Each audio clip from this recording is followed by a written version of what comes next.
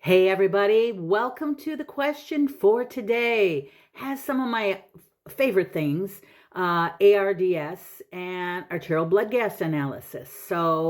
Again, let's get into that question of the day. We have a patient with acute respiratory distress syndrome, which we know to be ARDS, that's intubated, mechanically ventilated, which they typically are, right? The following ABG is received. We have a pH of 7.19, PCO2 of 45, PO2 of 70, bicarb of 14, SAT of 90%, and an anion gap of 14. So this is a pretty simple ABG question because all it's asking you is what this ABG reflects.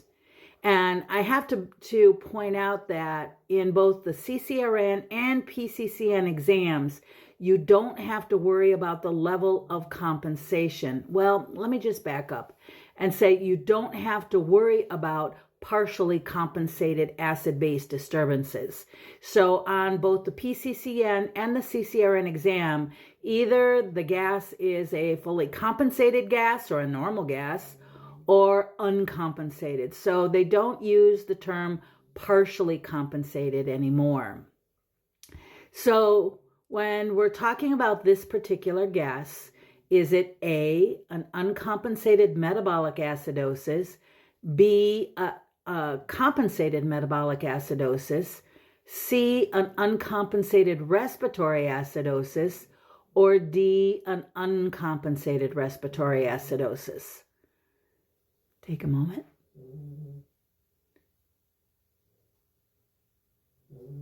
If you hear any snoring, please excuse that. It's my Chihuahua Roxy. Anyway, so we know by the pH that this person's pH is acidic, right? So we know that it's not a compensated anything. So with that in mind, that narrows us down to three answers. Well, PCO2 is 45. Well, that's normal, right? PCO2, 35 to 45. So we know that the primary acid-base disturbance is not a respiratory problem. Well, that just nails it down then. It takes C and D away. And we know that the primary acid-base disturbance here is an uncompensated metabolic acidosis. Uncompensated, pH 7.19, bicarb 14, uncompensated metabolic acidosis. And that is the answer to this problem. Now, take a look at that pH, 7.19.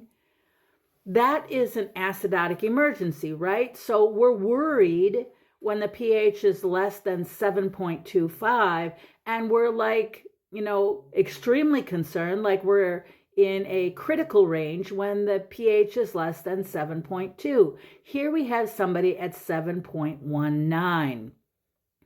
Now, I would need some more information on this patient, but I am going to be thinking about, the underlying cause of what could be causing this. So the first thing that comes to mind in critical care for me is if I have an uncompensated metabolic acidosis, I'm going to be thinking about perfusion, right? I'm going to be thinking that there is a problem with tissue perfusion. However, if I was becoming acidic due to poor tissue perfusion, my anion gap would be increasing. Some people use the term widening anion gap, elevating anion gap. And you know what? The anion gap is normal.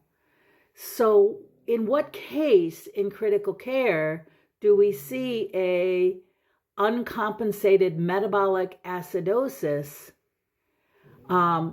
most often? Well, think about it this way.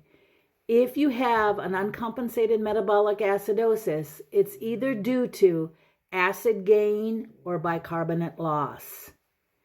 So when you then turn your sights to the anion gap, if you have an uncompensated metabolic acidosis and the anion gap is normal, you have to search for bicarbonate loss somewhere.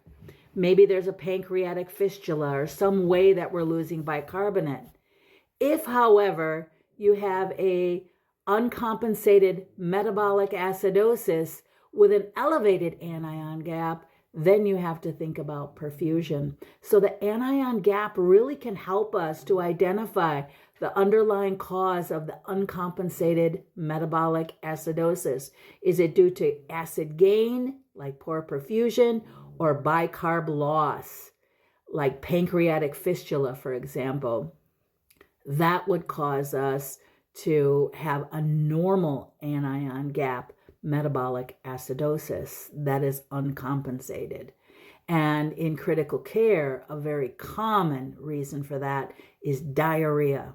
Diarrhea produces a uncompensated metabolic acidosis, and the anion gap stays normal. Again, if the anion gap is elevated in the presence of an uncompensated metabolic acidosis, we think about perfusion. If it's normal, we think about diarrhea. Think about, tube feeds, for example, and the diarrhea that we can see with that. So this is an excellent question to be able to kind of think about the impact of acid-base imbalance on the anion gap. And while you don't have to perform an anion gap calculation for either the CCRN or the PCCN, you still have to know the concept. So I hope you enjoyed this question today. Head on over to my website, khoppypresents.com, to take a look at the online courses I have to offer. Take care and have a blessed day.